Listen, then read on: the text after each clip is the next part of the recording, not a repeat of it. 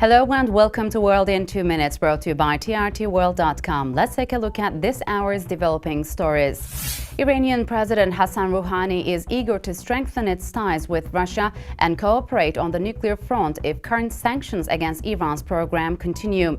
Rouhani proposes all sanctions be lifted. Currently, no private meeting has been planned between U.S. President Barack Obama and Rouhani, as tensions between the two countries are high.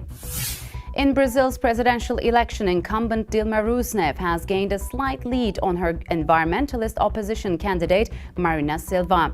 The October 5th elections will now be at a tight race between Rousseff, who promises to extend social programs, and Silva, who vows to jumpstart the nation's economy. If neither candidate receives a majority vote, a runoff election will take place in 3 weeks.